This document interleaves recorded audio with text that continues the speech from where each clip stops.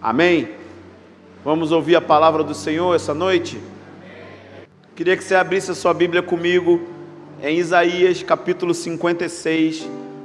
Eu quero falar sobre uma igreja que ora, uma comunidade que ora. Essa expressão, igreja que ora, ela é até redundante, porque toda igreja tem que ser uma igreja que ora. Se ela não ora, é porque ela não é igreja. Ela é qualquer outra coisa, um ajuntamento social, um ajuntamento para se divertir, para ouvir música. Ela é um teatro onde você vem ouvir alguém falando, uma palestra. Mas essa expressão, igreja que ora, é redundante. Porque oração não é um dom, é uma identidade. E o que está escrito lá em Isaías capítulo 56? Jesus repete essa mesma palavra, se eu não me engano, em Mateus capítulo 23. Isaías 56, versículo 7 diz assim: E eu os levarei ao meu santo monte, e os alegrarei na minha casa de evangelismo. Não, a casa de Deus é de quê? E olha o que ele continua a dizer: serão aceitos no meu altar, porque a minha casa será chamada, a minha casa terá um nome, a minha casa tem um nome. Qual é o nome da casa de Deus? Tudo que Deus nomeia, Ele está dando identidade. Na Bíblia, quando Deus mudava o nome de pessoas, é porque Ele estava mudando a identidade. Saulo para Paulo, lembra disso? Abrão para Abraão, Jacó para Israel. Porque o nome na cultura judaica define o destino e o propósito pelo qual a pessoa vai viver. Define identidade. Então, ser precede o fazer. Primeiro você precisa saber quem você é. Depois você precisa saber o que você faz a partir de quem você é. Então a igreja, ela não é uma casa de oração só porque tem oração. Ela é uma casa de oração porque ela é construída por oração e ela é sustentada por oração. O que é oração? Relacionar-se com Deus. Não tem como ser um cristão e não dialogar com Ele, e não ter uma conversa com Ele, e não ter uma interação com Ele, porque isso é a identidade da igreja primária. É a primeira coisa, coisa número 1. A igreja é o corpo de Cristo, mas o corpo de Cristo está falando do funcionamento orgânico, de como funcionamos uns com os outros. A igreja é uma lavoura também. A igreja tem muitos tipologias na Bíblia, mas identidade, a Bíblia diz que a igreja é uma casa de pedras vivas, cujo objetivo é oferecer sacrifícios espirituais agradáveis a Deus. Ou seja, a primeira coisa fundamental é que nós somos um ajuntamento de pedras vivas. Nós somos um lugar que está sendo construído para que Deus possa habitar no nosso meio. Deus já habita dentro de você individualmente com o Espírito Santo, mas existe um outro nível de habitação que eu chamo de hospedagem. Todos nós temos Deus dentro de nós pelo Espírito. Mas será que Deus está manifestando a sua plena autoridade sobre Dourados agora? Será que Deus está manifestando sua plena autoridade no Rio de Janeiro hoje? Nós podemos falar, Deus está em todos os lugares, porque Ele é onipresente. Ele está num prostíbulo e Ele está aqui agora. Ele está num prostíbulo e está lá na China também. Mas quando eu falo de hospedagem, eu estou falando de Deus liberar sua presença manifesta, que é a mesma coisa da presença de Deus tornar-se física num lugar, ou numa região geográfica.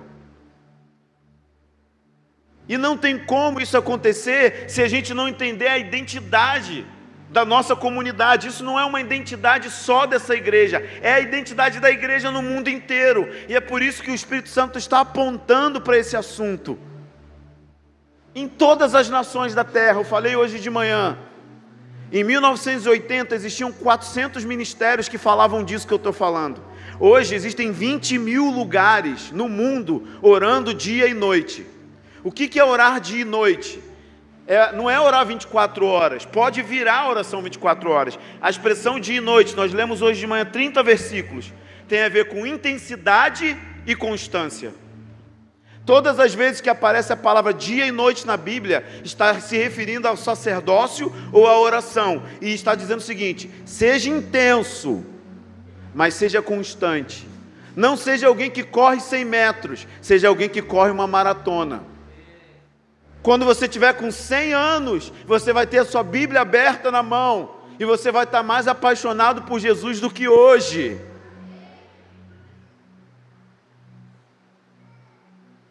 Porque isso é constância. Nós vamos ficar no lugar de oração até que Ele volte. Então essa é a nossa identidade. No mundo inteiro isso está acontecendo. E existem 3 fundamentos dessa casa de oração. Se você for na Nigéria, se você for em Uganda, se você for na Argentina, tem 3 fundamentos aonde a casa de oração está sendo construída. O que é um fundamento? É uma base sólida para que você tenha uma construção firme.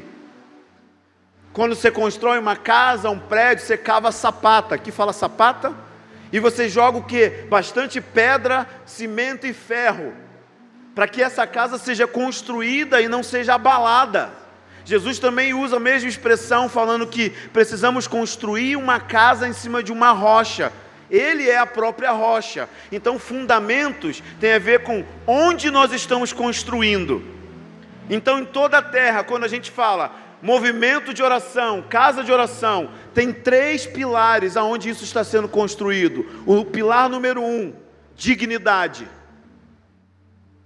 Por que começa com a dignidade? Dignidade tem a ver com glória.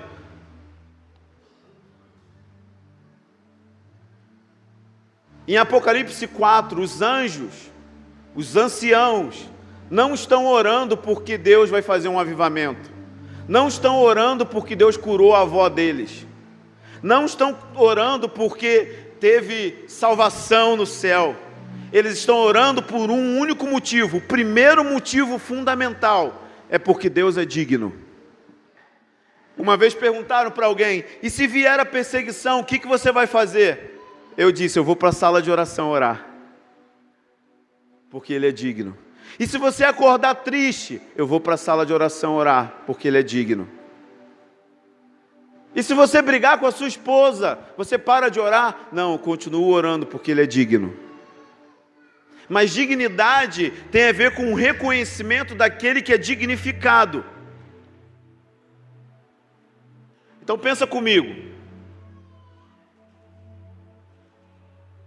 Se eu der um soco no nariz de uma pessoa aqui, e quebrar o nariz da pessoa, ela vai na polícia, faz a ocorrência, e eu posso ter problemas, sim ou não?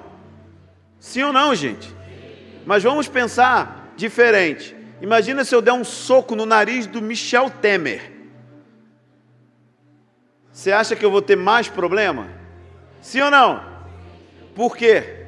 Porque o juízo é maior de acordo com a ofensa do tamanho daquele que é digno. Faz sentido? Quem é mais digno? O irmão aqui ou Temer? Temer é a autoridade de Deus, porque Deus colocou ele como presidente. Queira você ou não, neném. Deus pôs ele lá, ou então ignora Romanos 13. Então ele é maior, ele é mais digno de respeito, mais digno de honra, ele é a maior autoridade da nação. Então se eu estou ferindo a maior autoridade da nação, eu vou entrar em sérios apuros. Mas se eu firo alguém qualquer, eu tenho problemas, mas não tanto quanto se eu ferir alguém maior. E às vezes nós não entendemos a grandeza daquele que está sentado no trono. Para e pensa, meu irmão. As escrituras dizem que Deus sabe o nome de cada estrela, que Ele sabe contar cada estrela. Olha o tamanho da grandeza desse Deus. Nós temos galáxias e galáxias que foram criadas pelo Senhor. Nós levaríamos anos, bilhões de anos-luz para chegar na galáxia mais próxima, fora da nossa galáxia.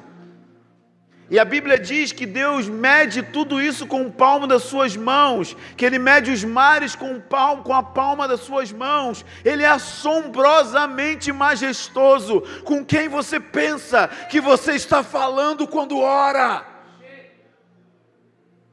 Deus faz o osso crescer dentro da barriga de uma mulher, um esqueleto, um bebê. É assustador que exista ateu.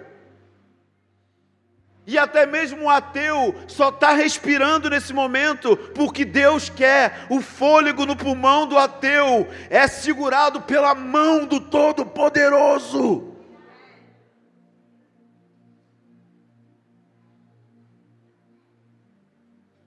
Eu não venho para reunião de oração porque vai ter mover. Se tiver mover ou não, Ele é digno. Se as pessoas chorar ou não, Ele é digno. Por isso, ministros de louvor não podem medir o sucesso da reunião baseado na manifestação das pessoas. Porque você não está cantando para as pessoas, você está cantando para aquele que é digno. Quem é esse que está no trono? Será que Ele merece a sua voz sendo alçada aos céus? Mesmo quando você está cansado, será que Ele merece o levantar das suas mãos? Será que Ele merece a sua dança? Será que Ele merece o seu prostrar com o rosto no chão? Mesmo quando tudo vai mal, mesmo quando todas as coisas estão dando errado, Ele é digno. Poucas pessoas sabem, a canção da Darlene do Hilson, Aclame ao Senhor, foi escrita numa estação em que ela tinha perdido o bebê dela, onde tudo estava indo mal. Essa canção é cantada até no Vaticano. Ganhou todos os meios círculos cristãos do mundo. Mas poucas pessoas sabem que aquele louvor foi produzido em momentos de angústia e dor. Porque, mesmo no meio da minha maior dor, Ele é digno.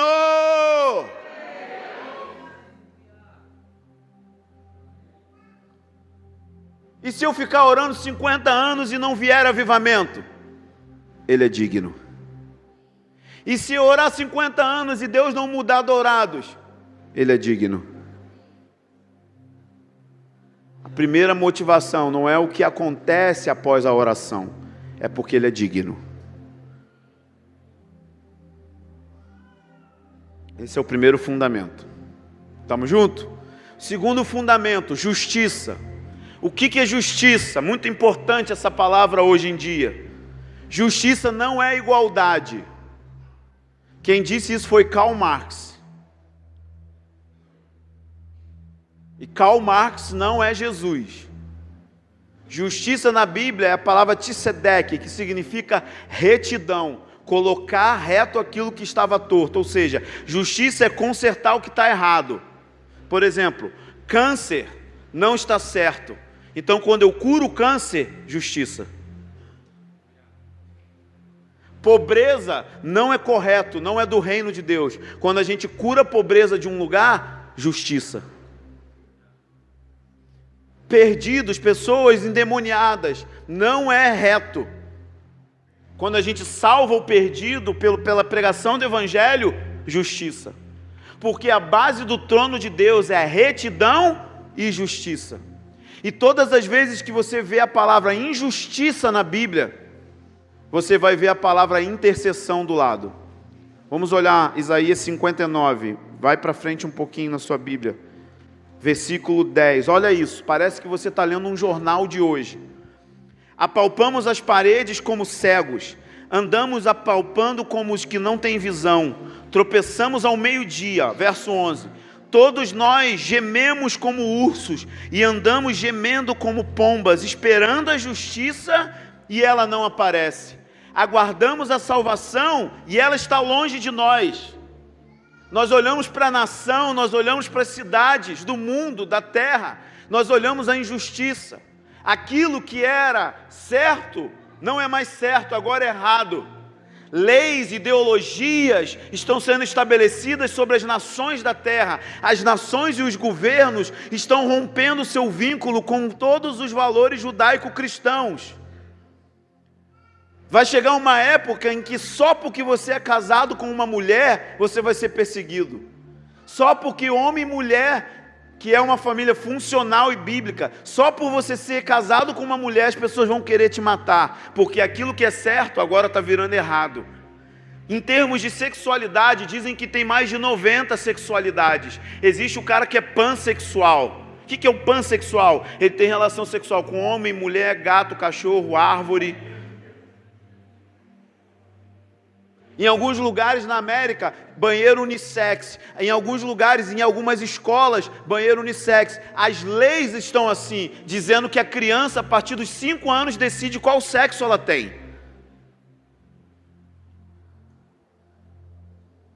Existem professores universitários defendendo pedofilia. De que uma menina de 12 anos pode se relacionar sexualmente com um homem de 40. Injustiça. Nós olhamos, esperamos a salvação, mas parece que está cada vez mais longe. Nós estamos gemendo por causa do peso do pecado nas nações da terra. Porque nossas transgressões se multiplicam, verso 12, e os nossos pecados testemunham contra nós. Olha o verso 14. Por isso o direito retrocedeu e a justiça, aquilo que é reto, ficou distante. A verdade anda tropeçando nas ruas e integridade não pode entrar. Ser íntegro hoje em dia é errado. Falar a verdade hoje em dia é errado. Parece um jornal, uma leitura das nossas cidades. Sim, a verdade desfalece, e quem se desvia do mal, arrisca-se a ser despojado. O Senhor viu, verso 15, o Senhor viu isso, e se indignou com a falta de justiça. Quando Ele olha para a terra e vê meninas no Nepal, tendo a sua vagina se tornando o mesmo buraco do ânus,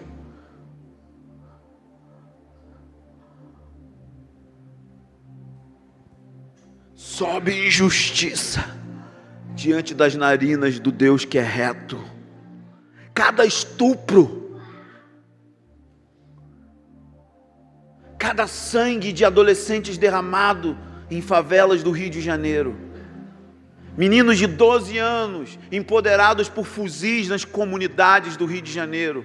Muitos que viram suas mães serem estupradas ou como prostitutas. Injustiça está cobrindo a terra e diz que Deus não está indiferente, que Ele olha para a injustiça. É uma santa indignação.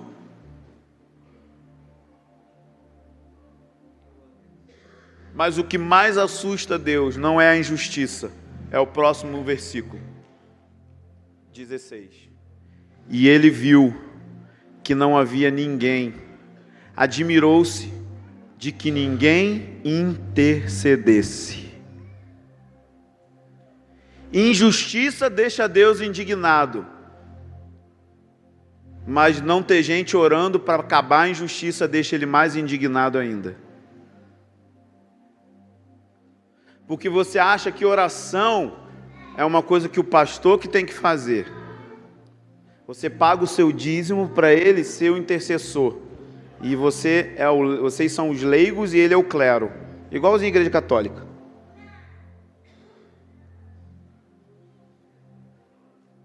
A maioria pode dizer, não creio assim, mas se comporta assim.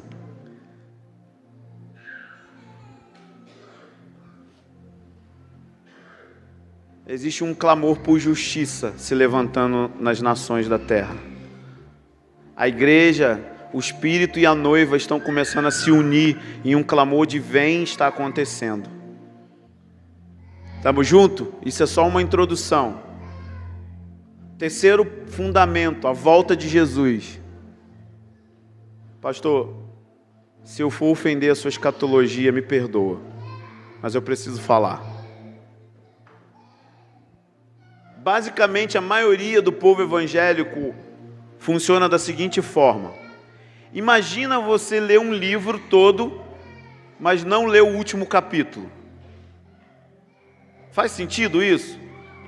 Você leu 1000 livros na vida, mas nunca leu o último capítulo. A gente faz isso com a Bíblia. A gente diz que o livro de Apocalipse não é importante porque são coisas que não dá para entender, coisas que é coisa de teólogo, coisa de pastor. Ou seja, a coisa mais importante, que é a volta de Jesus, não existe sentido na primeira vinda sem a segunda vinda. E a gente ignora o fim dos tempos, a gente ignora a preparação para a volta de Jesus. Sabe por que o mundo não acredita que Jesus vai voltar? Por causa do estilo de vida da igreja que diz que Jesus não vai voltar. Porque a gente nem procura estudar e a gente crê em doutrinas sobre a segunda vinda que foram passadas por osmose para a gente. Por exemplo, quase que grande parte da igreja acredita no arrebatamento secreto. O filme Deixados para Trás, ou a novela da Record. Quando some, puff, e fica só a roupinha.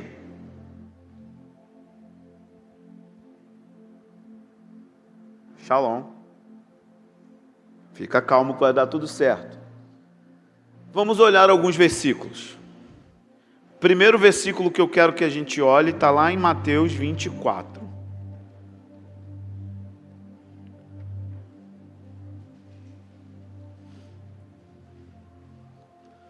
Não precisa concordar comigo, só leia a Bíblia. Verso 29, Jesus está falando sobre o fim dos tempos. E ele diz assim: logo depois de quê? Do quê?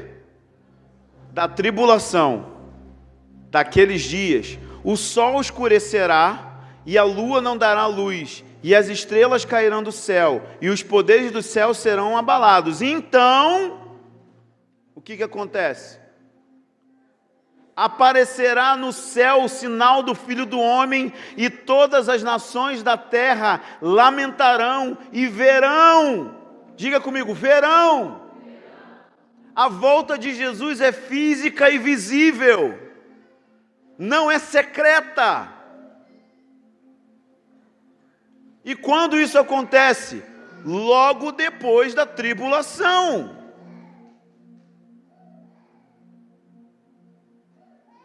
Ou seja, quando tivermos uma grande tribulação, não vamos estar no céu, vamos estar na terra, passando pelo período mais difícil da história da igreja.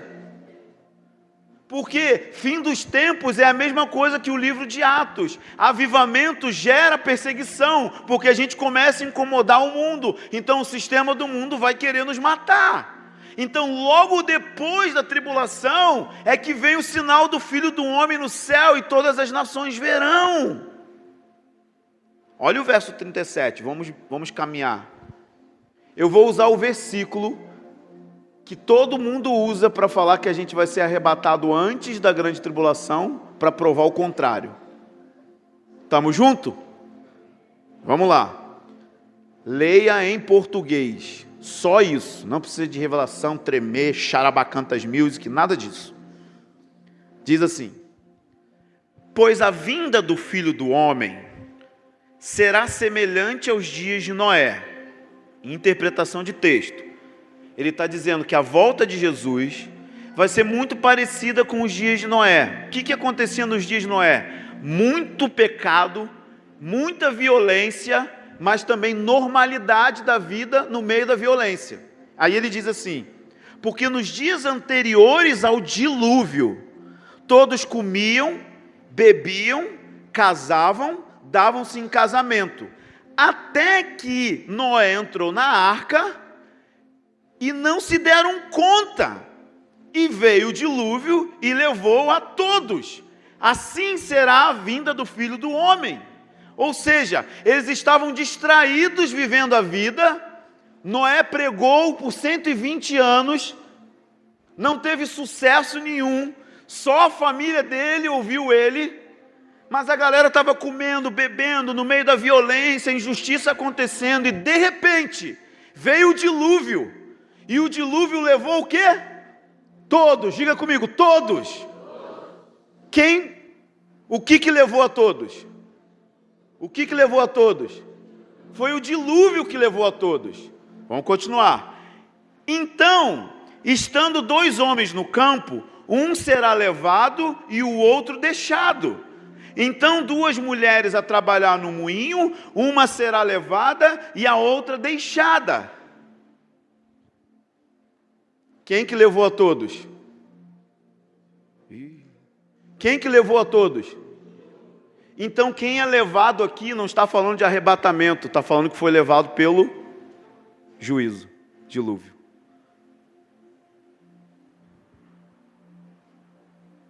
Agora eu baguncei tua cabeça, né? Você é um presbiteriano, pastor Cris. Presbiteriano é a milenista. Está errado. E agora você está lendo um versículo, você tem um problema.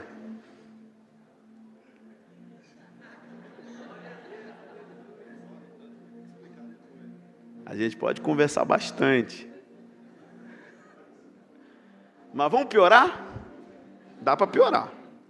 Apocalipse 8.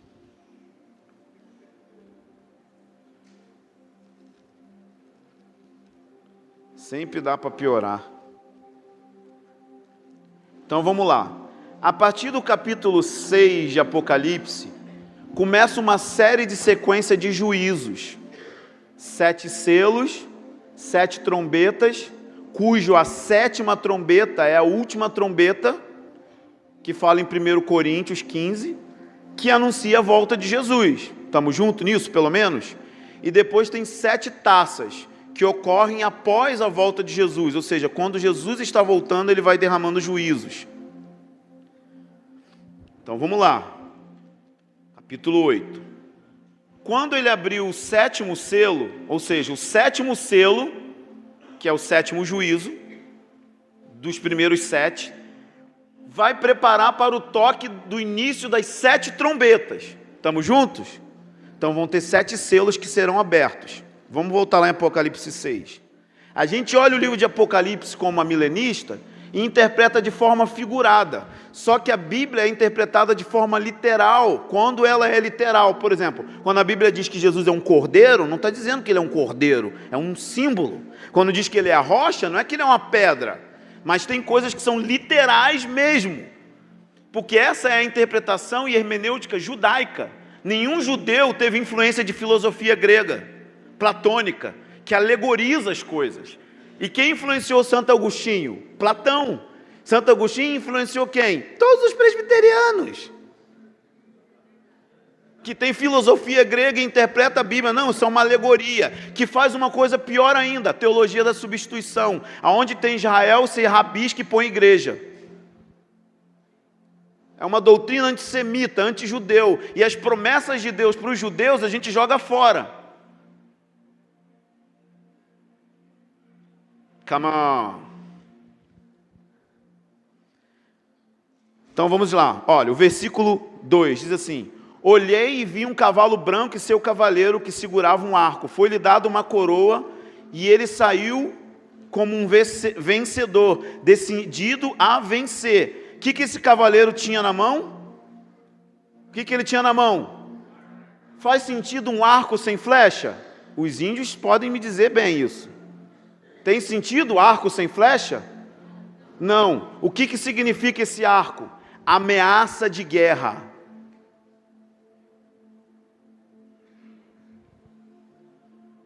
Vocês estão comigo? É o primeiro selo. Vai começar antes da volta de Jesus, ter ameaça de guerra. É literal. Olha o segundo selo. Quando ele abriu o segundo selo, ouvi o segundo ser vivente dizer: vem! Então saiu outro cavalo, um cavalo vermelho. Ao seu cavaleiro foi-lhe dado poder de tirar o que da terra?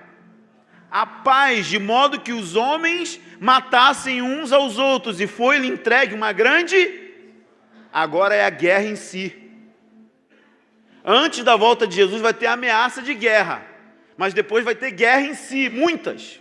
Eu não vou ler todos os juízos, eu só estou te mostrando que tem uma sequência de selos E esses selos, esses juízos, não são contra a igreja. É a igreja que libera os juízos. Se você ler o capítulo 5, a resposta de Deus abrir os selos é as taças que estão sendo cheias de incenso. E então o plano de Jesus para limpar a terra para a sua volta inicia. Eu sei que está tudo doido na tua cabeça agora, oh, Jesus. Mas não tem problema. Precisava de mais 4 dias aqui, cancela minha passagem, Lucas. Mas vamos lá. Então, a 7ª trombeta, pastor, é a última. E é ela que é o toque que fala que Jesus volta. Rompe os céus e ele volta. Olha isso. Quando ele abriu o 7º selo, houve silêncio no céu cerca de meia hora. Aí me pergunta, o que significa silêncio no céu cerca de meia hora? É que não tem mulher no céu. Não, estou brincando, gente. A mulher fala muito, né? Eu tenho uma filha de 3 anos, nunca para de falar. O que significa silêncio no céu de cerca de meia hora? Sei lá. Está dizendo que teve meia hora de silêncio, então para mim é meia hora. Em meia hora o céu ficou em silêncio. Então vi 7 anjos que estavam em pé diante de Deus e eles foram dados 7 trombetas. Então, o 7º selo prepara os 7 anjos, que são mais uma série de juízos literais. Eu não vou ler os juízos. Veio outro anjo, colocou-se junto ao altar, segurando um incensário de ouro. Foi-lhe dado muito incenso para que ele oferecesse sobre o altar de ouro que está diante do trono, juntamente com a oração de quem? De quem? De todos os santos. Diga comigo, todos os santos. Então pensa comigo, pastor, por favor. Pensa comigo, olha para mim, por favor. Se a 7ª trombeta é a última tocada para Jesus voltar, e nem começou a tocar a primeira, e está dizendo que todos os santos estão orando, isso significa que todos os santos estão na terra, antes da volta de Jesus. No meio da grande tribulação, a igreja vai orar com poder.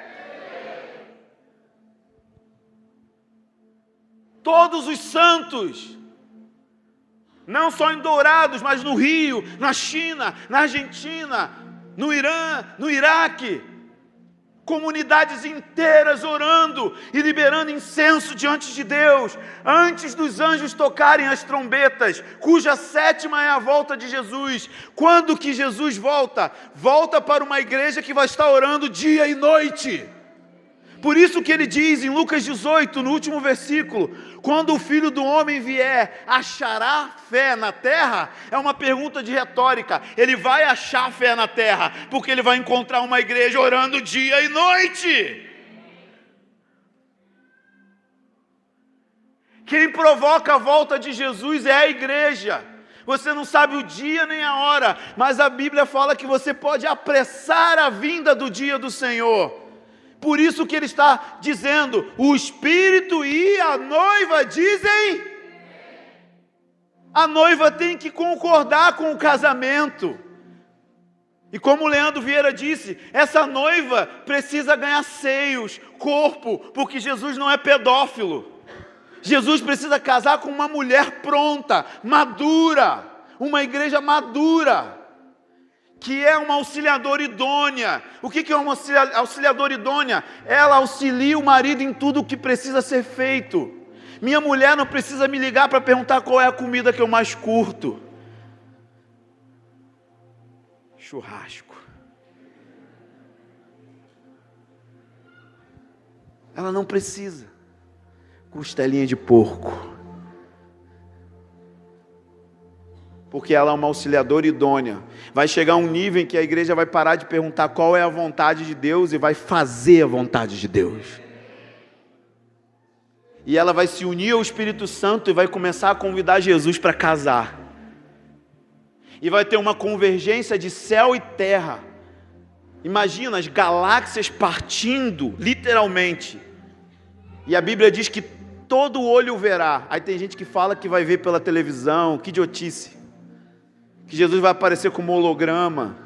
Não, literalmente Jesus vai rodear o globo terrestre, depois da tribulação, arrebatando os santos, primeiro ressuscitando os mortos. Imagina os corpos saindo do caixão, e encontrando as suas almas no céu, assim, puf, e indo diante do trono de Deus. E depois ele faz a procissão ao redor do globo, arrebatando e ressuscitando os mortos na primeira ressurreição. E ele desce para a terra, porque você não vai morar no céu, o céu é que vai morar na terra. E virou TJ. Nesse caso o TJ está certo. O reino de Deus vai vir para a terra. Não do jeito exatamente que eles falam, mas o reino vai vir para a terra. E vai ter uma capital chamada Sião. E lá no topo desse monte vai ter um templo, que é esse de Isaías 56. E Jesus vai governar a terra através de oração. Por isso que ele ensinou a orar: venha teu reino, seja feita a sua vontade aqui na terra como no... O trono da sala do trono de Apocalipse 4 vai descer para Sião. Imagina a gente indo na festa dos tabernáculos, Davi liderando a adoração. Eu creio que Davi vai ser o governador de Jerusalém e Jesus é o rei das nações. Porque esse vai ser o galardão, porque Jesus prometeu para Davi: nunca vou tirar de você o trono. Imagina, conferência de adoração, Davi, Asaf, Emã, Gedutum. E aí, mano? Será que vai ter unção? Eu acho que a gente vai voando, pastor, porque a gente vai ter o corpo glorificado, não precisa de avião. Jesus atravessava a parede com o corpo glorificado.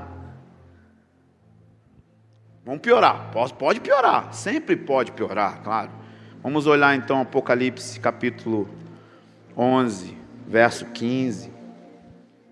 Eu quero que você saia daqui, se você não entendeu bulufas, pelo menos você saia daqui amando a volta de Jesus. O sétimo anjo tocou sua trombeta.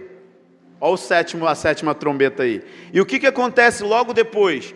Surgiram no céu fortes vozes que diziam, olha isso: o reino do mundo passou a ser. Se passou a ser, é porque antes não era. Quando que os reinos do mundo vão passar a ser de nosso Senhor? Quando Ele voltar. Porque aí Ele vai governar literalmente como um político. Jesus vai voltar como rei, juiz e noivo. Ele vai ser um rei que governa, um noivo apaixonado, mas Ele também vai julgar os inimigos de Deus. As escrituras dizem que vai ter um rio de sangue de 300 quilômetros na altura do freio de cavalos. Porque Ele vai matar pessoas que ficaram deliberadamente contra Ele. E muitos, porque não entendem, vão se escandalizar com a liderança de Jesus. Assim como João Batista escandalizou. Porque João Batista esperava que Jesus estabelecesse o reino na primeira. Porque Jesus falou: eu vou batizar com o Espírito Santo e com fogo. Fogo ali não é bom, é juízo. E ao invés dele liberar o juízo sobre os romanos e tomar o governo, o trono de Davi, ele estava curando os doentes. João não entendeu que o reino viria sim, mas em duas etapas, na primeira e na segunda. E João, que viu o Cordeiro de Deus vendo a pomba descer sobre Jesus, ficou escandalizado.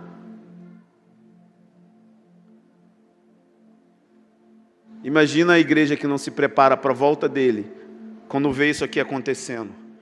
Graças te damos, verso 17, Deus Todo-Poderoso, porque assumistes teu grande poder e começou a reinar, e as nações se enfureceram, então veio a tua ira, o tempo de serem julgados os mortos e de dar recompensa aos teus servos, os profetas, aos santos que temem o teu nome, pequenos e grandes, e destruir os que destroem a terra. Ele vai destruir os que destroem a terra. Ah, não, é simbólico, ele vai jogar um pozinho.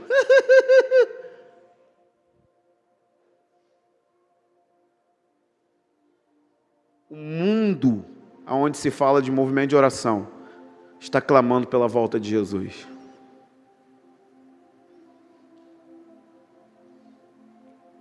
Vamos supor que eu esteja errado e a igreja vai ser arrebatada antes da grande tribulação. Vamos supor. Eu tenho certeza que eu não estou. Tá bom? Se eu for arrebatado antes, eu estou no lucro, porque eu me preparei para o pior. Meu amigo, vamos supor que é você que está errado. E você estava achando que ia subir para o céu, sumir, ficar só a sua roupinha dobrada, antes da tribulação. Você não se preparou. E as pessoas pensam assim, como que eu me preparo para isso? Vou comprar fuzil, vou armazenar água. Não!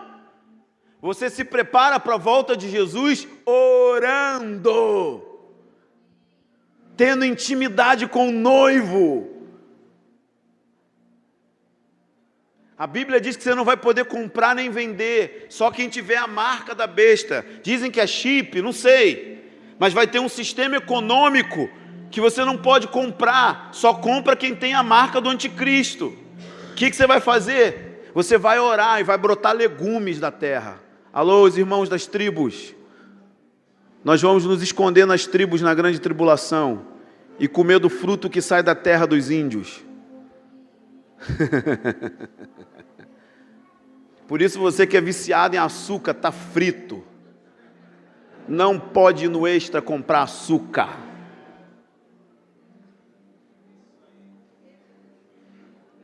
Está vendo como escatologia tem a ver com a segunda-feira? Desculpa, pastor Cristian, não queria causar problema para vocês. Mas eu tenho muitas aulas sobre o assunto. Escatologia é um assunto maravilhoso para mim.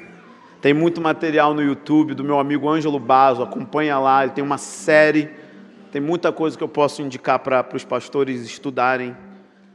O meu desejo aqui não é polemizar, é só provocar em você uma coisa. Jesus está voltando. Ah, mas todas as gerações diziam isso. Nem todas. Porque as coisas que estão acontecendo agora nunca aconteceram da forma que está acontecendo. Já teve movimento de oração na história? Sim, mas agora está tendo em toda a terra. Já teve missões na história? Sim, só que agora está tendo em toda a terra. Os estudiosos de missiologia diziam que levaria 100 anos para ter a Bíblia impressa em cada dialeto que não tem escrita. Eles reduziram o tempo para 50. Em 50 anos, todas as tribos e etnias que não têm escrita vão ter uma Bíblia impressa na mão. E a Bíblia diz em Mateus 24:14 que o Evangelho do Reino será pregado a todas as etnias, então virá o fim. E esse fim não é fim no sentido de que acabou, é sentido de começo. Vai começar uma nova era. Essa palavra nova era é errado, mas é exatamente isso. Existe a era desse século e a era vindoura. Começará uma era vindoura. Termina uma e inicia outra, que é a era do reino de Deus. Aleluia.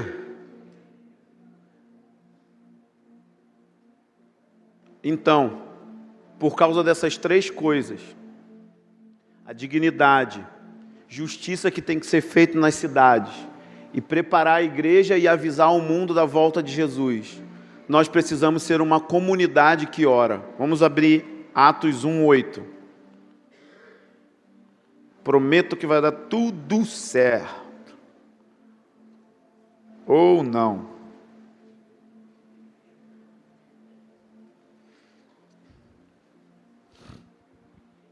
Atos 1:8 é uma figura disso que eu estou falando. Jesus tinha ressuscitado de dentre os mortos e passou 40 dias falando com os discípulos a respeito do reino de Deus. Porque os discípulos ainda estavam meio confusos a respeito do que tinha acontecido. E ele diz o seguinte, os apóstolos perguntam, verso 7, verso 6. E os que se haviam reunido perguntaram, Senhor, é nesse tempo que restaurarás o reino para Israel? Eles estavam preocupados com o cumprimento disso que eu acabei de falar. Porque eles, viram que ele era o Messias. Viram que ele era o escolhido de Deus para estabelecer o reino. Só que ele não fez isso. Ele foi para a cruz, ao invés de derrotar os inimigos de Israel, ele morreu numa cruz. E os discípulos falaram: então agora que você ressuscitou, que você já venceu, é agora que você vai reinar literalmente?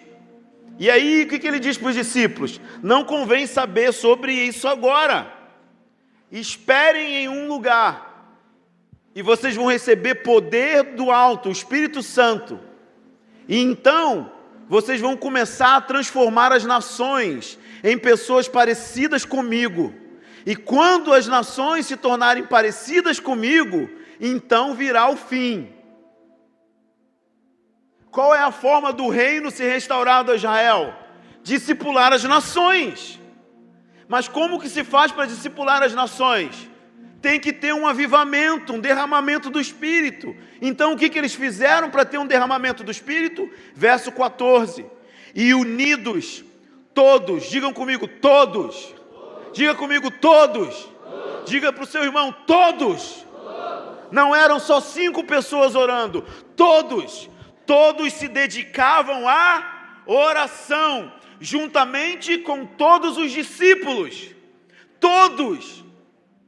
Então pensa comigo, Jesus está falando, vai vir um poder do alto, então esperem até que esse poder venha, e aí vocês vão discipular as nações da terra, e então o reino virá. Ele está falando a mesma coisa agora, porque o Espírito veio sobre os 120, sim ou não? Sim ou não, gente? Mas não veio sobre toda a carne. A profecia de Joel 2 não se cumpriu totalmente.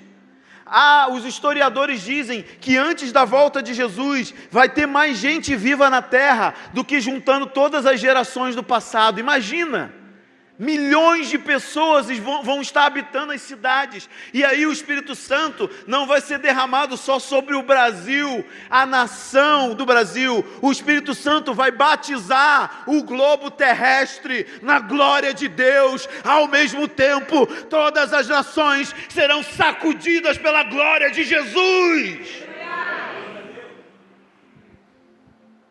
E quando eu falo disso, começa a chover. Porque existe a chuva temporã e a serôdia. A serôdia é a última chuva.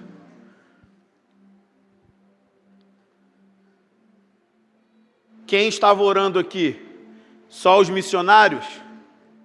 Não, todos.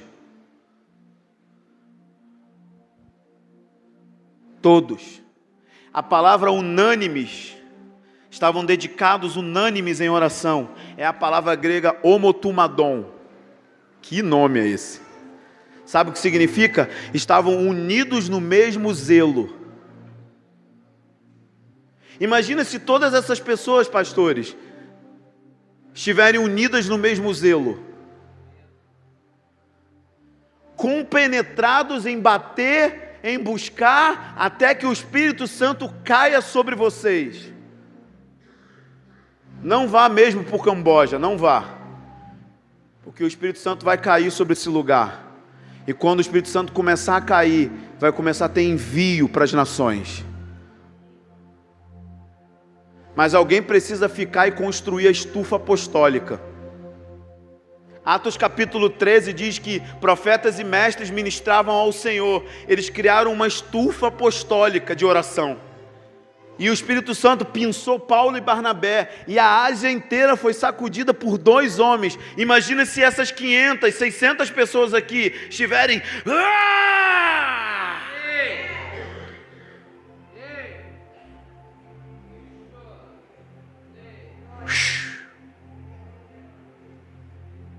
até que o Espírito caia. Sabe o que mudou a história da Coreia do Sul? Sabe por que a Coreia do Sul não é a Coreia do Norte? Porque milhares de coreanos subiam nas montanhas, entravam nas cavernas e oravam. 5 horas da manhã, as igrejas estavam lotadas de coreanos orando. Era uma comunidade que ora. Não era 5 pessoas. Oração é coisa de crente, é coisa da igreja. Mas antes disso, você precisa de saudade. Salmo 132, e a gente já está indo para o fim. Quando um pregador diz que está indo para o fim, isso não significa nada. Talvez ele fale mais 1 hora. Quem é pregador, diga amém.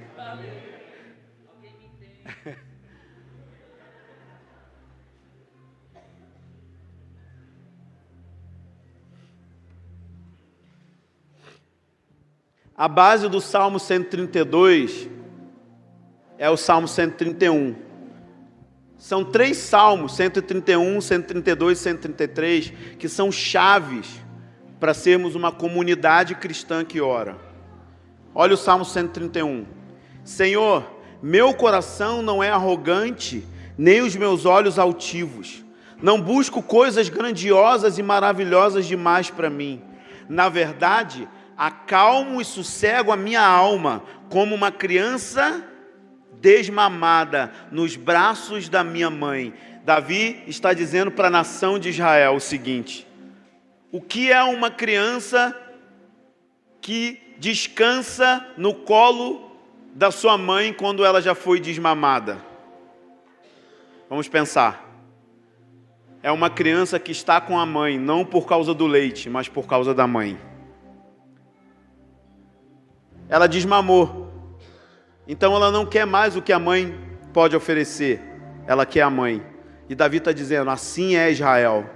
Eu não quero mais Deus porque Ele me cura, porque Ele me abençoa, porque Ele me enriquece. Eu quero Deus porque Deus é um fim em si mesmo.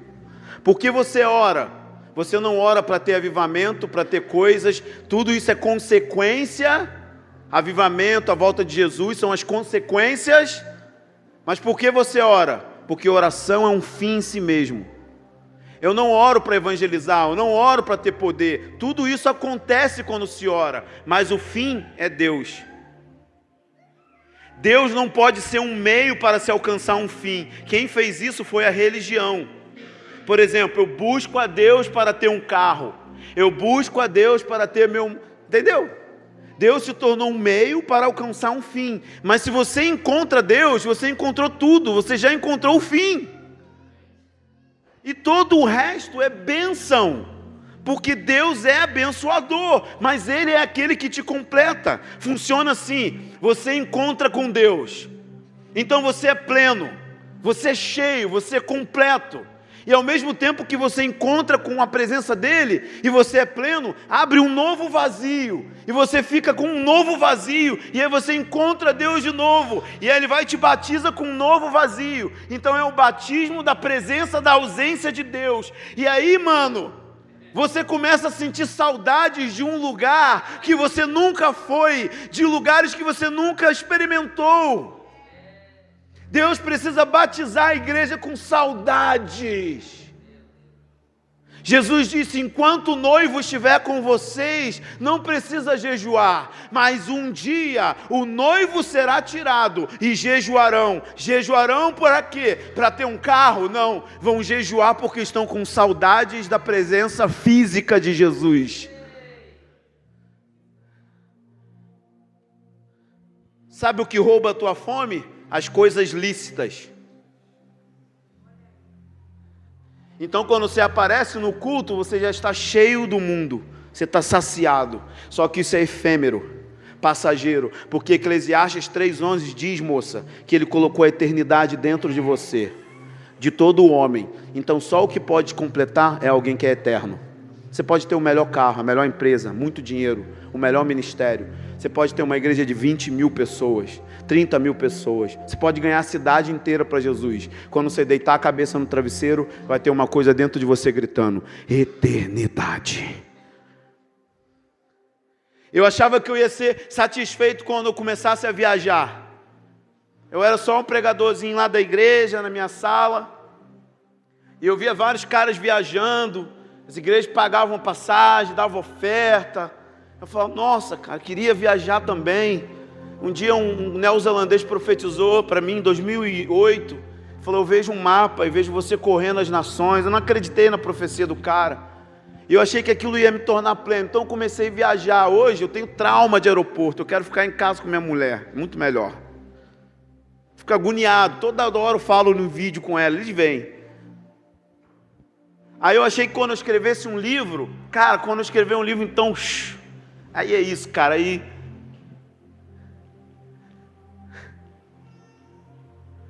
Eu tô com saudade de Jesus. Ministério não me completa não, cara. Ser famoso não me completa não, cara. Ser aplaudido pelos homens porque prega legal, não é legal. Eu prefiro ficar no meu quarto com Ele do que ficar diante das multidões falando. Eu amo pregar, eu amo servir minha geração, mas é melhor ficar escondido no meu quarto. E às vezes Ele se retira, eu sinto sequidão, mas é porque Ele está me provocando a ter novos níveis de fome. E ser uma criança que está com a mãe por causa da mãe, não por causa do leite.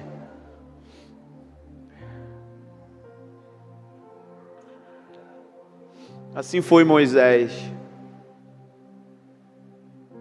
Uma promessa de 400 anos, o Senhor disse que ia dar a terra para Israel. E o Senhor fala: Moisés, eu vou realizar todos os seus sonhos, eu vou mandar um anjo à frente, eu vou derrubar os seus inimigos. Só uma coisa, eu não vou com você. Imagina se Deus aparece para você e fala: vou realizar todos os seus sonhos, moça. Você vai gravar um CD, você vai ser famosa, você vai viajar a nação. Você vai tocar a sua geração. Só que a minha presença não vai estar contigo, mas eu vou fazer tudo para você. Moisés disse: eu prefiro morrer no deserto com você do que entrar na promessa sem você. Porque um deserto com Deus é um oásis. Eu agora estou passando pelo meu maior deserto. Eu estou na fase mais difícil da minha jornada em 20 anos. Eu fui diagnosticado com burnout, síndrome do burnout, esgotamento. E eu só estou aqui em pé pela graça de Jesus, pregando 4 dias, 3 dias. Sabe o que o Senhor falou? Se eu não tivesse te dado isso, você nunca ia parar para me ouvir. Então agora eu estou te parando porque eu quero reconquistar teu coração.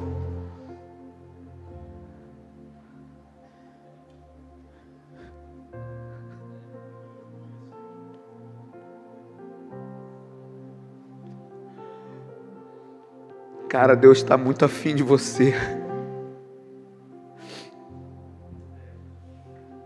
Cara, a presença dele está atrás de você, cara. Ele está te perseguindo, cara.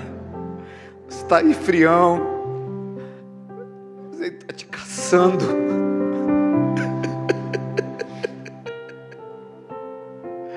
Você está indiferente, mas ele está te amando.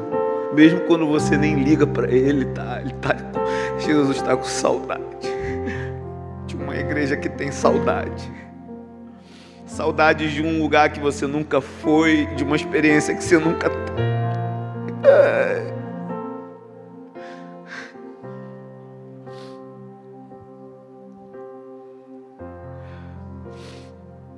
Ele é digno. Vamos cantar essa parte. Tu és digno de tudo. Vamos cantar. Levante suas mãos. Vamos dignificar Ele. Aleluia.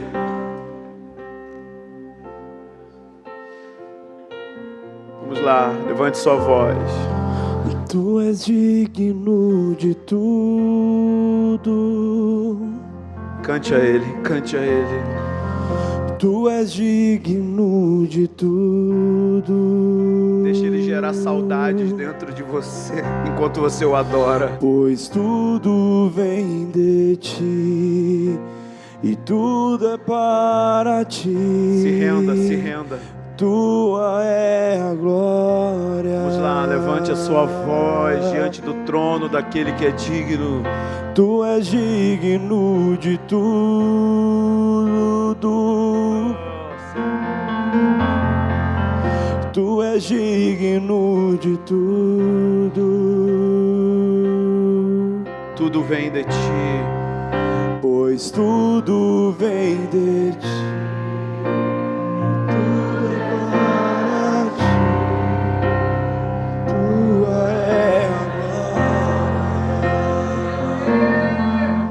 Então, no Salmo 132, Davi é ferido por uma flecha de revelação. E o Salmo diz assim: Senhor, lembra-te de Davi e de todas as suas aflições. Davi foi um homem de aflições. Ele foi afligido pelo seu próprio pecado, ele foi afligido pela destruição na família, ele foi afligido pelos seus erros, mas a maior aflição que Davi tinha é que ele não tinha um lugar na terra para Deus morar. Existem 3 níveis. Existe a visitação do Senhor, que são as manifestações de curas que o Leandro falou ontem, dons, poder, pessoas caindo no chão. O Senhor nos visita e é bom, amém por isso. Mas dependendo de como a gente trata a visita, ela vai embora e não quer mais voltar. Então a gente precisa ampliar essas visitações que tivemos aqui nesses fins de semana para uma hospedagem. Não dá para construir a casa toda agora, porque a casa toda vai ficar pronta na segunda vinda. Mas enquanto não constrói a casa toda, a gente constrói uma hospedagem, igual aquela mulher que construiu um quarto para o profeta, lembra? O profeta passava lá, se eu não me engano, 2 Reis 3, e ela percebeu que aquele era um homem de Deus. Então ela disse: eu quero não só que ele me visite, mas eu quero prender ele aqui por mais dias. Então eu vou construir um quartinho, vou colocar uma cama, uma mesa, uma vela, e todas as vezes que ele visitar a gente vai fazer a visita se tornar uma hospedagem. O que aconteceria se Jesus se hospedasse aqui nessa cidade por 1 mês? Mas alguém tem que ser hospitaleiro. Eu só volto na casa da pessoa quando eu sou bem tratado. E aí quando ela cria esse quartinho e hospeda, ele fala assim para o seu moço: vai lá e pergunta a ela o que ela quer. E aquela mulher estéril, isso é uma figura, ela não podia ter filhos. Então o profeta diz para ela: em tal dia você vai dar luz a um filho. Porque quando você cria uma hospedagem para o Senhor, ao invés de você perguntar qual é a vontade de Deus, Deus é que vai perguntar qual é a sua vontade. O que você quer fazer em Dourados hoje? Eu vou falar: Senhor, eu estava tão afim de ver a escola da minha filha sendo salva. Deus é que vai perguntar para você: o que você quer que eu faça? E é isso que Davi está afligido, porque ele diz, e ele faz um voto, verso 2, de como jurou ao Senhor e fez um voto. O que é um voto? Um pacto.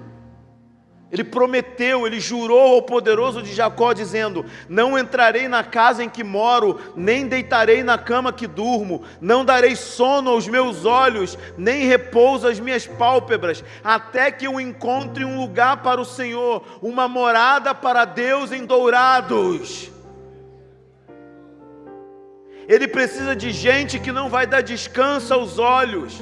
Davi tinha muitas atividades, ele era um rei de uma nação cercado de inimigos, mas ele tinha uma obstinação no seu coração: construir na terra um lugar parecido com o céu, para que Deus pudesse morar em Jerusalém.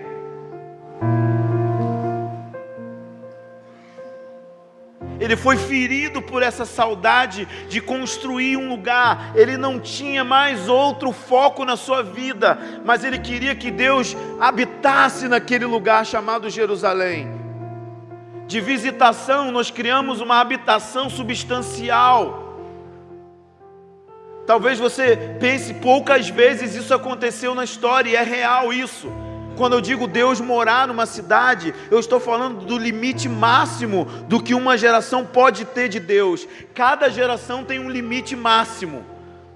E esse limite máximo do que essa geração pode ter de Deus é a construção de um lugar para que Deus possa morar. Assim foi no avivamento de Azusa. Quando eles estavam reunidos orando, chamaram bombeiros, porque viram fumaça saindo do prédio, pensaram que o prédio estava pegando fogo, e estava pegando fogo com o Espírito Santo. Pessoas começaram a ter milagres criativos. Quem não tinha o globo ocular, nascia um globo ocular. Quem não tinha braço, crescia braço. Porque Deus estava ali, pairando sobre Los Angeles. Ele estava habitando naquele lugar. Assim foi no país de Gales também. As Bíblias se esgotaram. Não havia uma ocorrência policial por 3 anos e meio, porque Deus estava sobre Gales. 5 horas da manhã, procissão de 1.000, 2.000 pessoas andando 5 horas da manhã para ir para a reunião de oração. Mas alguém ficou com saudade. Ivan Robert, com 13 anos, orou de 13 anos, com 13 anos de idade, até os 26 anos, ele orou para que Deus pudesse encontrar um lugar e habitar em Gales. E quando ele fez 26 anos, ele orava todos os dias, de 1 às 5 da manhã, dormia até às 9, ia trabalhar nas minas de carvão, voltava e fazia o mesmo processo.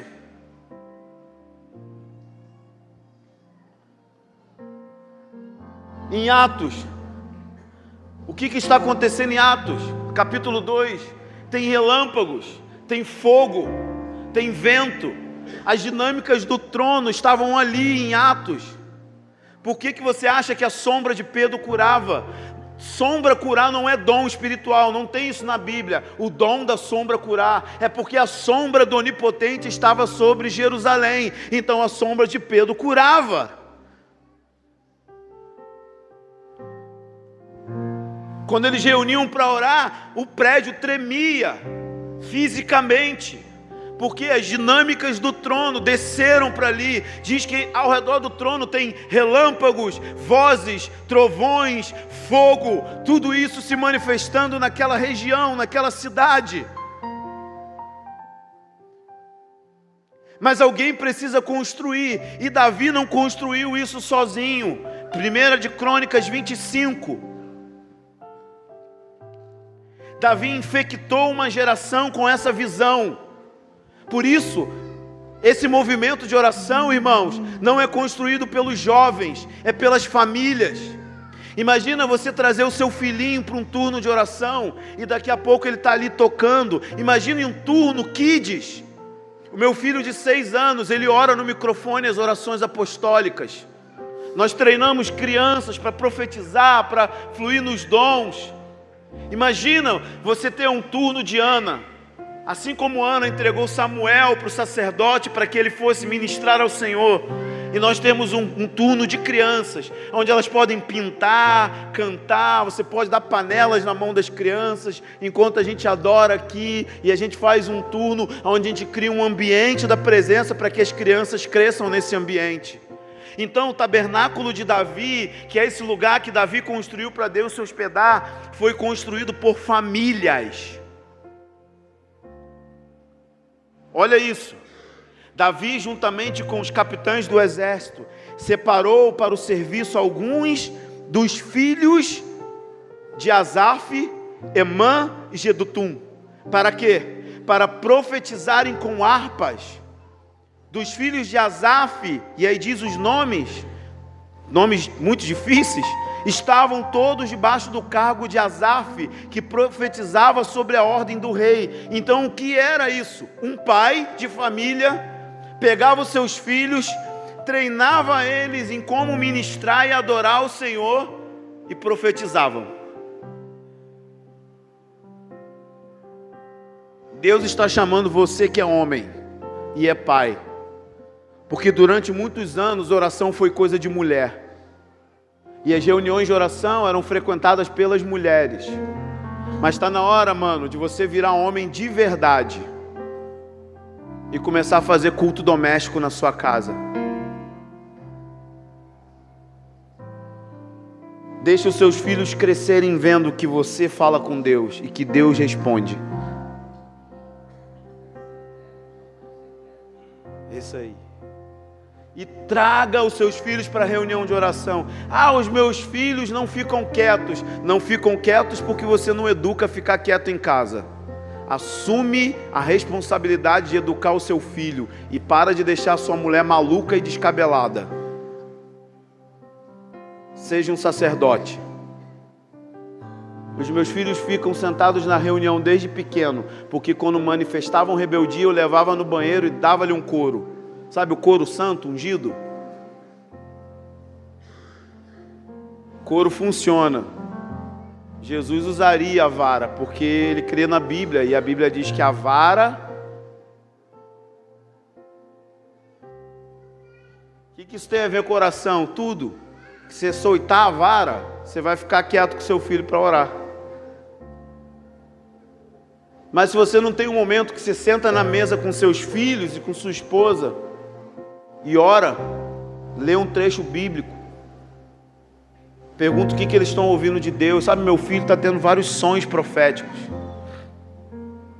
porque todo dia eu oro, o Espírito Santo persegue meu filho. Eu não posso salvar o meu filho, eu posso criar ele moralmente correto, mas quem salva é Deus, e para Deus salvar eu oro. Filho de pastor, pastorzinho não é. Ele precisa de ter a experiência dele. Mas isso começa com a família. A gente pensa que é um movimento, tipo movimento. Não, cada família dessa igreja, imagina, todas as famílias trazendo seus filhos para as reuniões de adoração e de louvor, nos iPraise e nas outras reuniões de oração que vão aumentar. Era comum ver no IHOP mulher com trigêmeos, naqueles carrinhos de 3, andando para um lado e para o outro, orando em línguas assim, com carrinhos. Crianças crescendo. Eu tenho um mentor, Kirk Bennett. Hoje no IHOP, o Isaac Bennett é o filho dele. O filho dele com 18, 15 anos, falou: pai, eu quero fazer homeschooling, porque eu quero me preparar para a volta de Jesus. Ele no começo achou que era causada, que o moleque queria fugir da escola. Mas homeschooling é a mãe que ensina em casa. Isso é muito comum para estrangeiros e americanos. E hoje esse moleque é um dos caras mais feras do IHOP. Ele é um jovem líder lá. A filha chegou e falou a mesma coisa, a Abe Bennett. Pode botar no YouTube lá, no site do IHOP. Tem eles ministrando adoração. Essa menina está sendo levantada lá em Kansas City com uma voz ungidíssima. Começou como? Vendo o pai. Esse cara estabeleceu as salas proféticas. Salas proféticas no IHOP, sabe o que é? Você entra numa sala, você pega uma senha, que é muita gente que quer ir, você entra na sala e tem 3 profetas, você entra com o celular ligado para gravar. Aí eles perguntam o teu nome, você fala o nome, aí eles oram. Quando eles acabam de orar, eles começam a falar a sua vida inteira. É assustador. Sabe por quê? Quando um lugar tem muita oração, tem muita profecia. A voz de Deus fica muito clara, porque Deus está perto. Então olha isso aqui, verso 5: todos estes foram filhos de Emã, o vidente do rei. Tinha um vidente. Vidente é a mesma coisa que profeta. Eles usavam a palavra vidente para se referir a profeta, porque era alguém que via o céu. Então Emã tinha filhos. Ele era um pai. Por que que toda mulher tem que ser espiritual e o homem carnal? Por que que toda mulher chora e o homem não? Homem não chora. Sério? Você precisa ser batizado com lágrimas, mano. Porque aqui eram chefes de família que puxavam a espiritualidade. É uma comunidade que ora. Quando os homens dessa igreja se posicionarem no lugar de oração, vocês vão começar a ver os seus filhos serem salvos, sua casa ser ordenada, e essa igreja vai explodir, porque a igreja é a família, e família é a igreja. Construir um lugar para Deus habitar é responsabilidade de cada pessoa que é membro dessa comunidade. Não é responsabilidade só dos pastores.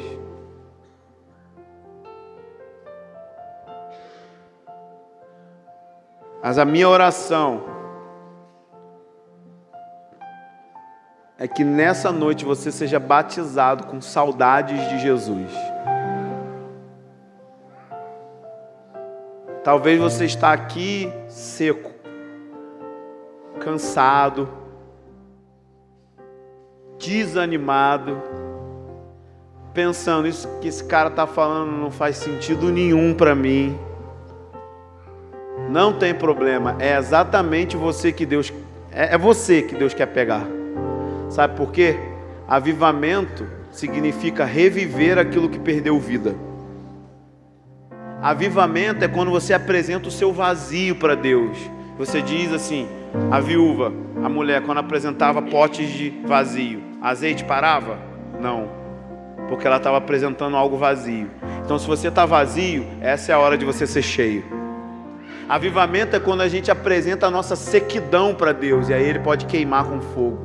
Avivamento é quando a gente apresenta a nossa morte para Ele. A gente fala, gente, nós estamos aqui reunindo um vazio de 400 pessoas. Deus, enche esse vazio. Eu não posso, eu sou um miserável pecador, eu estou desanimado, eu estou cansado. Eu queria viver tudo isso que esse cara está falando, mas eu não tenho forças. Mas então, Deus, eu vou apresentar a você a minha miséria.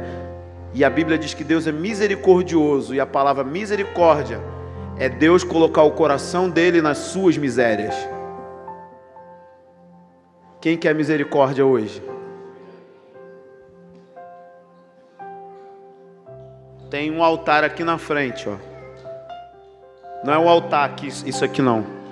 Tem um altar espiritual aqui agora. Se eu fosse você, pulava nele. Mas tudo bem.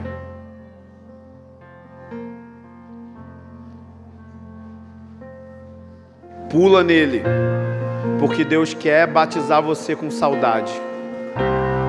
Eu não vou impor a mão em ninguém. É entre você e Ele agora. Você vai pedir a Ele para Ele ferir seu coração com saudades por Jesus. Rasga seu coração para Ele agora. Eu quero ouvir um clamor subindo nesse lugar. Não cochicha. Eu não quero cochicha, eu quero um clamor aqui. Um clamor para que Deus fira você com saudades da presença dEle. Apresenta a sua sequidão, sua dureza de coração.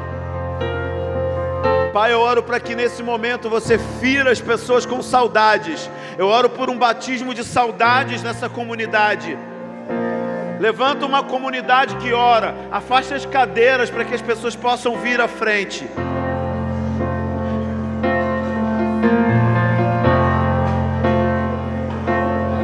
Batiza eles com saudade, Jesus.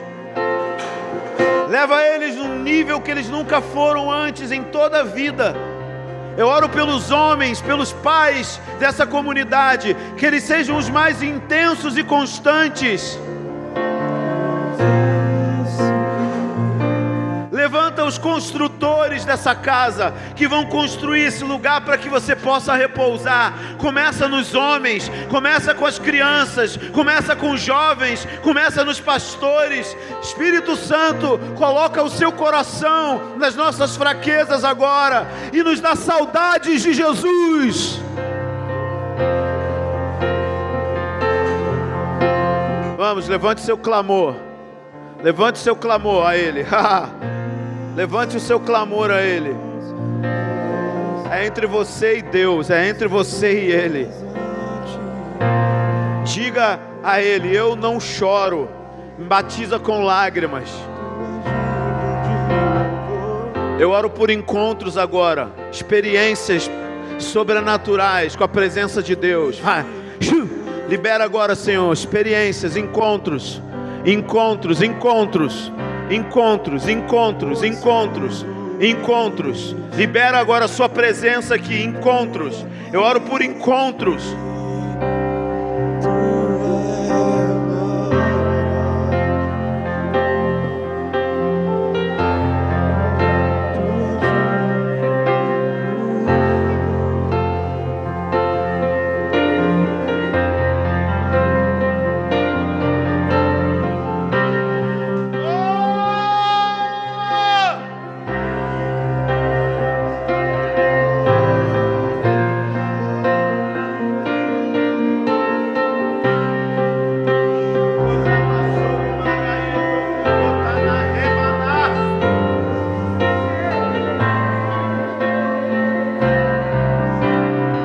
Coloca fogo nesse lugar aqui, Jesus.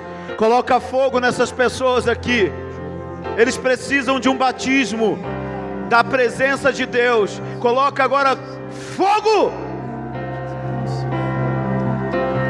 Ha!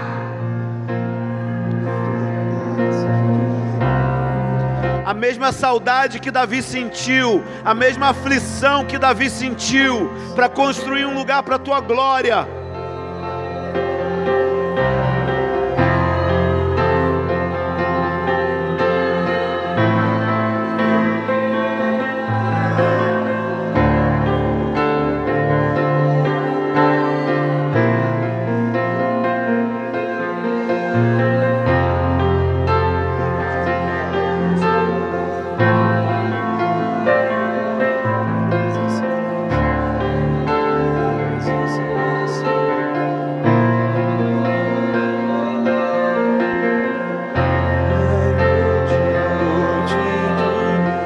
Pelas crianças dessa comunidade, começa a dar sonhos e visões para elas, visitações angelicais, começa a visitar essas pequenas crianças nesse lugar, que eles se levantem como intercessores diante do seu trono para essa geração, Senhor. Chega o tempo de entreter criança com massinha e desenho. Nós vamos treinar nossas crianças para profetizar, para fluir no poder do Espírito Santo, para construir um lugar onde a sua presença se manifesta. Eu oro para que haja um ferir, uma flecha, ferindo o espírito da liderança dessa igreja, com saudades de Jesus como nunca antes.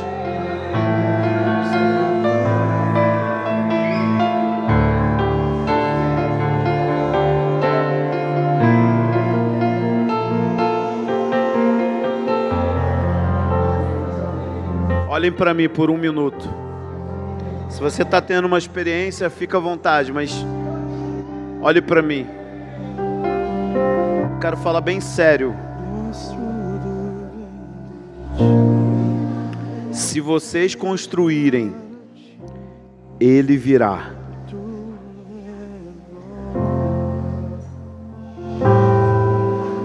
Davi sustentou 288 cantores e 4.000 músicos do próprio bolso. Imagina, ele estava rodeado de inimigos. Se você estiver rodeado de inimigos, no que você vai investir? Armas. Davi colocou violão na mão dos jovens. Que loucura!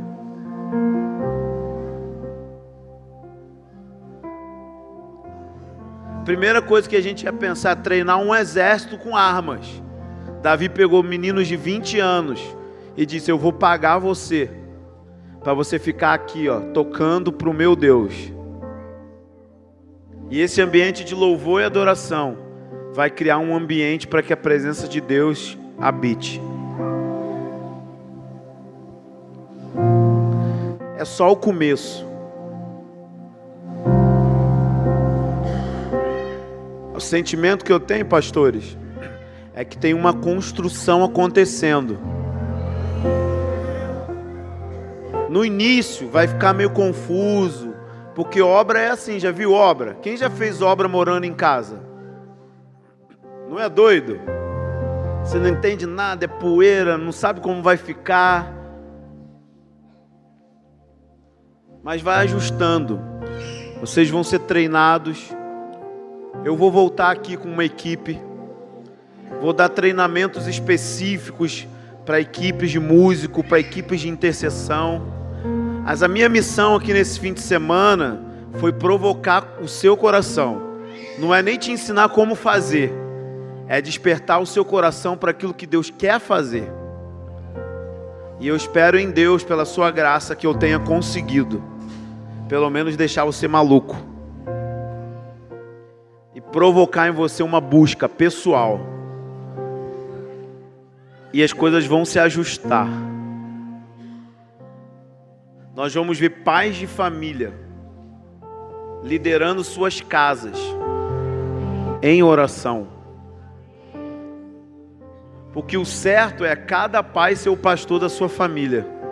E os pastores da igreja pastorearem os pais para que pastoreiem suas famílias. Isso é o certo.